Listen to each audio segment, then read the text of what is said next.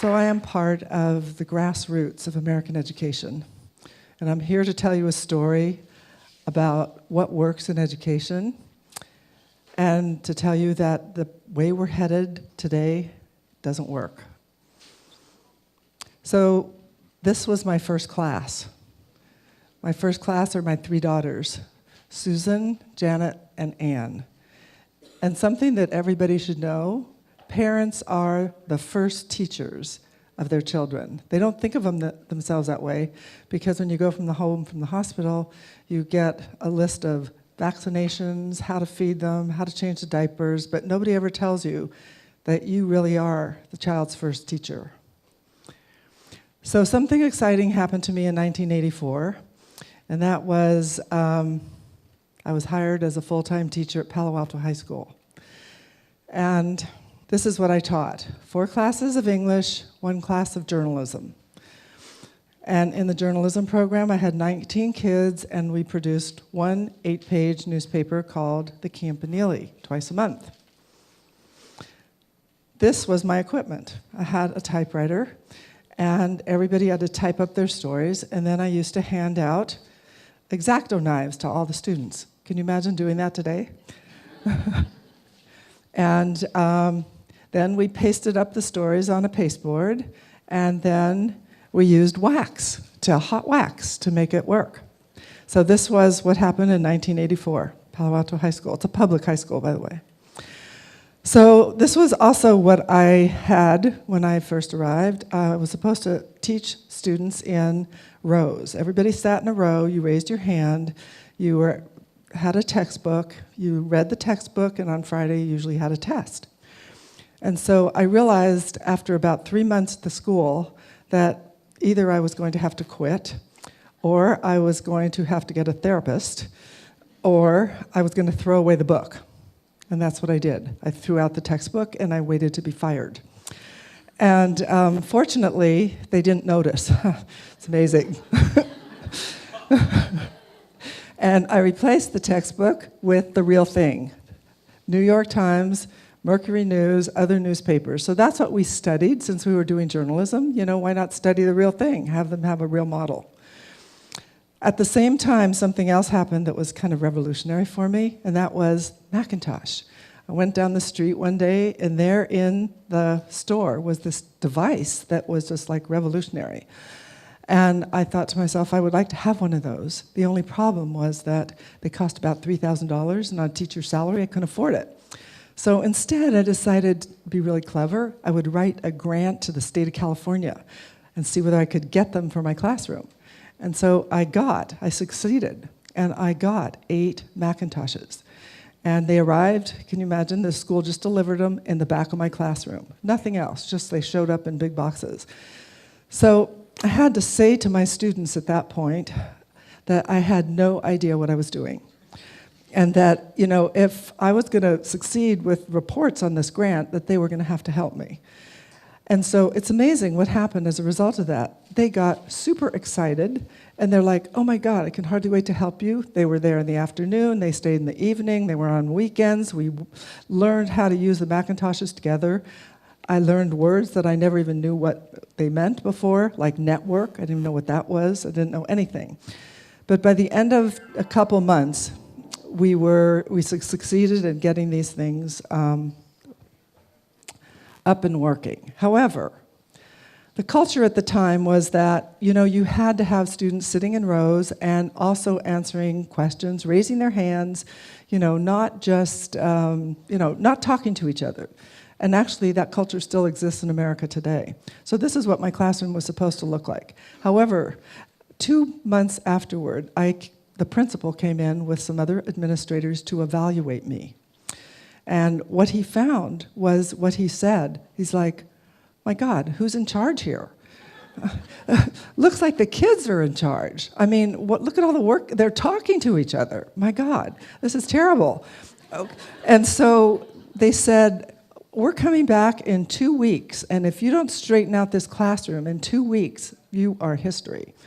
So I decided I would use my collaborators to help me again, and I told them that I was getting ready to be fired because of my teaching methods.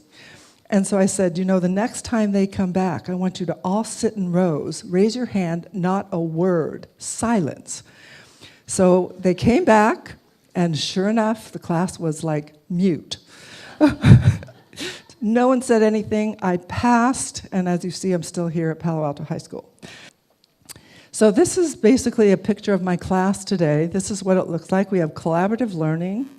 You see other pictures of kids working together.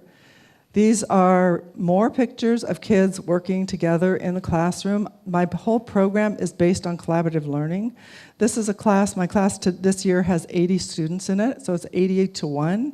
The reason it can be 80-1 is because they are working in teams. I'm not telling them what to do. It's kind of like the orchestra conductor. I'm not playing the instruments. They are doing the work, and I am facilitating that work.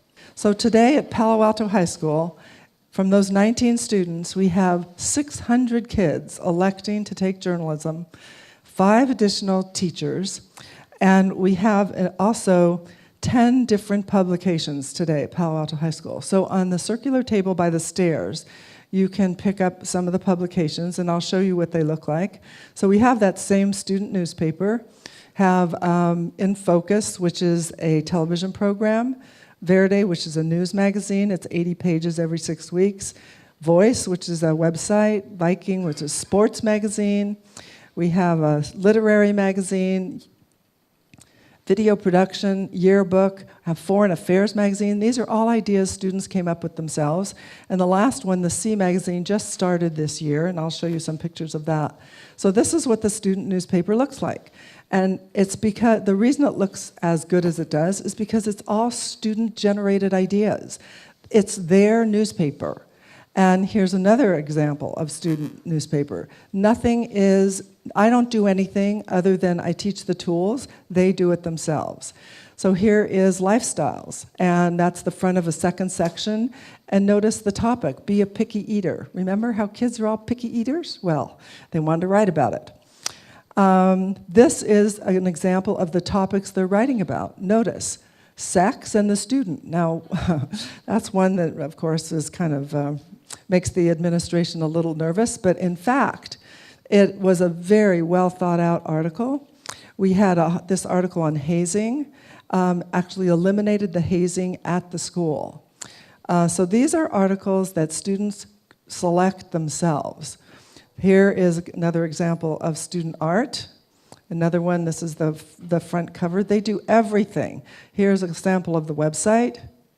And this is the magazine I just started this year, and they're trying to copy the New York Times, you can see.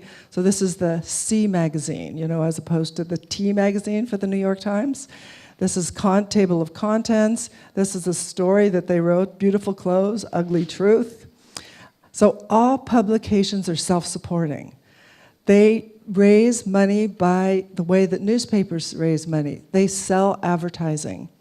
And they succeed in selling advertising. Our advertising rates are about 1/10 of a professional newspaper.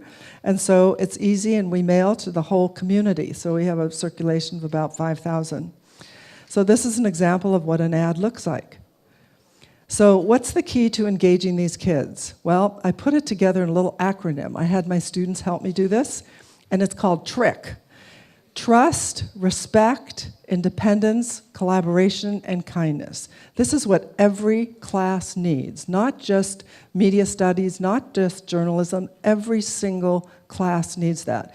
And it should happen in most schools. It happens in a lot of schools, but it doesn't happen in all the schools. And parents are the first teachers, so TRICK really starts at home. Parents need to treat their children with trust, respect, independence, collaboration, and kindness. So here's a block that we have in America today. America doesn't trust its teachers. So we have high-stakes testing. You know what that really is? It's a test of the teachers. Parents don't trust their kids. They micromanage their kids. You're not doing your work. Teachers don't trust the kids. They can't turn around and write on the board. They're afraid something will happen. So as a result, kids in general sometimes don't believe in themselves. So trust is very important. You get that normally in a really high-performing school. Respect, independence, collaboration, and kindness. Dropout rate today in America is 35%. 7 million kids a year drop out of high school. Reasons for dropping out: they don't feel kindness. They don't feel any warmth. School's not relevant to the real world. They have difficult home life, they economic issues, other ways to learn. Never before have so many people had access to so much information. You can learn 24/7. I bet all of you have some kind of electronic device in your pocket. Thank you, Google. You can find all that information, or thank you, all the search engines out there. Many schools today, unfortunately, still look like that picture I showed you earlier, like they did 100 years ago. And they feel threatened by technology. On the other hand, teachers should see the web as support for their classroom. So what kind of action can you take to help? You're all supposed to be helping here. We're very excited to have you. Forget blaming teachers. Look what used to happen in 1969. The kid wasn't doing well in class, it was the student's fault, right? Today, if the student's not doing well in class, whose fault is it? It's the teacher's fault. We need to trust teachers, fight against high-stakes testing. That doesn't mean you don't have high standards. That doesn't mean you don't have testing. It's just, let's not tie testing to teachers' salaries. It doesn't work. It's counterproductive. So we need to help schools of education change. Teachers need to learn to use tech in the classroom. We need to support technology training for teachers. And we need to support something called blended learning. 50% lecture, 50% project-based learning. Students learn by doing, they don't learn by listening to me talk. We have projects in math, projects in computer science, projects in science, and projects in language arts, the ones I just showed you right now, media studies. So media studies supports the Common Core State Standards, teaches critical thinking, collaboration, communication skills. These are some of the things, just a variety of everything you learn in media studies. Students do it on their own. And I can't emphasize enough. Media arts brings the community into the school and brings the classroom into the community. Can this type of education be scaled? It can if parents learn to treat their kids with kindness. Trick, it all starts with you. First, treat yourself that way with kindness. Treat your kids with kindness. Call to action.